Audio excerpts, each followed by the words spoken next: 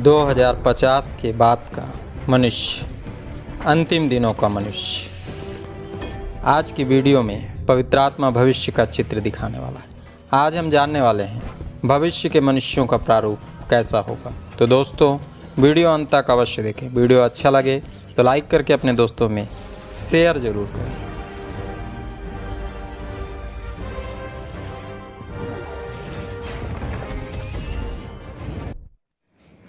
प्रभु यीशु मसीह के नाम में आप सबों को जय मसीह। यह कोई प्रमाण नहीं, सिर्फ और सिर्फ बाइबल की भविष्यवाणियों की गणनाओं पर आधारित अध्ययन है।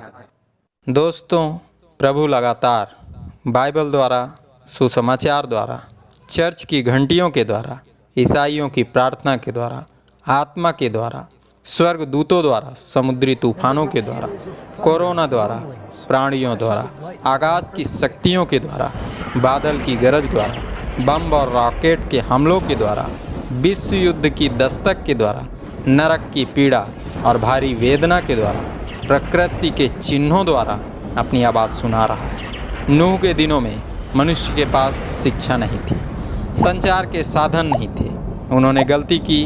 आज हमारे पास सब कुछ है। हमें प्रभु परमेश्वर की आवाज़ सुनना है, पापों से मन फिराकर स्वयं और स्वयं के परिवार को नाश होने से बचाना। यह ज्ञान हमें पवित्र आत्मा पिछले भाग में दे चुका है। आज भविष्य का चित्र दिखाने वाला है, बताने वाला है 2050 के बाद का मनुष्य, अंतिम दिनों का मनुष्य किस प्रकार नजर आएगा, कैसा जीवन यापन करेगा। दोस्तों, पापों से बचने के लिए इन अंतिम दिनों में स्मरण रखें, हम रोबोट नहीं हैं। हमें स्वयं की आत्मा को बचाने के लिए निर्णय करना होगा, प्रभु यीशु मसीह पर विश्वास करना होगा। वह हमारे अपराधों के लिए क्रूस पर कुर्बान हुआ है, उसकी कुर्बानी को स्वीकार करना पड़ेगा। वह मुर्दों में से जी उठा है, आज भी जीवित है। पूरे विश्वास के साथ उसके समीप जाना होगा। बाइबल में बताए गए निर्देशों के अनुसार जीवन यापन करना होगा, तभी हम आने वाली पीड़ाओं से स्वयं और अपने परिवार को बचा सकते हैं। तो आइए प्रार्थना के साथ आज का अध्ययन आरंभ करें। धन्यवाद सर्वशक्तिमान पिता परमेश्वर, जब हम अंतिम दिनों के मनुष्य, आने वाले दिनों के मनुष्य के जीवन के विषय में आज सीखने वाले हैं, तो प्रभु हमें बोलने की, हर एक को सुनने और समझने की सामर्थ्य दे, ताकि यह अध्ययन हम सबों के लिए उपयोगी साबित हो। तेरा धन्यवाद, तूने प्रभु हमारी प्रार्थनाओं को सुना। धन्यवाद प्रार्थना सुनने के लिए, यीशु के नाम से मांगते, आमीन। विश्वविख्यात मशहूर वक्ता डॉक्टर अजयलाल जी द्वारा कई आत्माएं प्रभु में जीती गई, उनमें से एक मैं भी हूँ।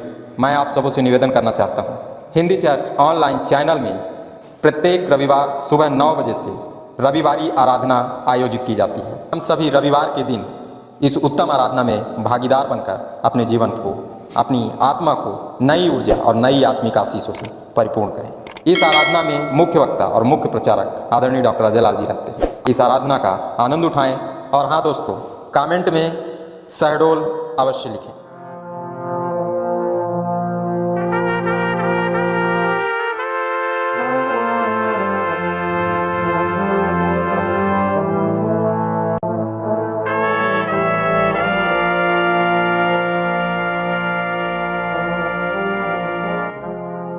प्रकाशित वाक्य की पुस्तक 8 अध्याय 6 पद। तब ये सातों स्वर्गदूत जिनके पास 7 तुरहियां थी, उन्हें फूंकने को तैयार हुए। दानियल भविष्यद्वक्ता की भविष्यवाणियों के आधार पर जैसे ही सन 2019 आया, अंतिम दिन आरंभ हुए, परमेश्वर के समक्ष उपस्थित रहने वाले सातों स्वर्गदूत 7 तुरहियों के साथ यूहन्ना जी को नजर आने लगे। इन तुरहियों के फूके जाने से वो स्वर गुंजायमान होने वाले हैं जिन स्वरों को सुनना प्रकृति कभी भी नहीं चाहती थी। रोमियो की पत्री उसके 8 अध्याय के 19 पद में स्पष्ट लिखा है, इन दिनों से बचने के लिए सृष्टि बड़ी आशा भरी दृष्टि से परमेश्वर के पुत्रों के प्रकट होने की बाट जोह रही है, पर शायद सृष्टि की आशा अनुसार परमेश्वर के पुत्र प्रकट नहीं हो पा रहे हैं। पर आज वो मनुष्य प्रकट हो रहे हैं जिनकी मानसिकता कुछ इस प्रकार से तैयार होती जा रही है। हमारे आकलन के अनुसार अंतिम दिनों का मनुष्य कुछ इस प्रकार की मानसिकता से और इस प्रकार के कार्यों से ग्रसित हो सकता है।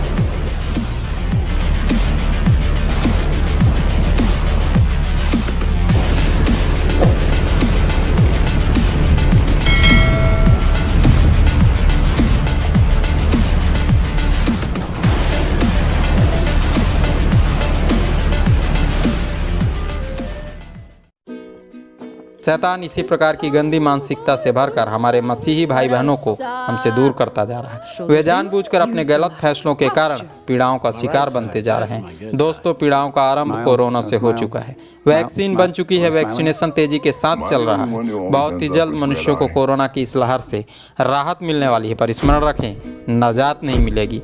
अभी फिर कोरोना का कहर बरसेगा। इस बार कोरोना की तीसरी लहर बच्चों को अपना शिकार बनाएगी। हम कोरोना की तीसरी लहर और वैक्सीन लगवाएं या नहीं नामक वीडियो में इन बातों को जान चुके हैं। यदि आप जानना चाहें तो लिंक डिस्क्रिप्शन में है, वीडियो अवश्य देखें। हमें मिलकर प्रार्थना करना ताकि शैतान का कार्य समाप्त हो सके, हमारे प्रत्येक मसीही भाई बहन शैतान की गिरफ्त से बाहर आ सके। दोस्तों, अच्छी चाल चलने वाले व्यक्ति ही परमेश्वर के पुत्र होते हैं, जिनके प्रकट होने की बाट प्रकृति जोह रही है। पर अंतिम दिनों के मनुष्यों में से शायद ही कोई मनुष्य अच्छी चाल चल रहा हो। आज का मनुष्य तकनीकी क्षेत्र में निरंतर विकास कर रहा है, पर नैतिक क्षेत्र में लगातार असफल होता जा रहा है। आज निरंतर मनुष्य की नैतिकता का पतन होता जा रहा है। बहुत ही जल्द वो दिन आने वाला है जब मनुष्य परमेश्वर के आदेशानुसार नहीं, अपितु मशीनों के आदेशानुसार जीवन यापन करने वाला है।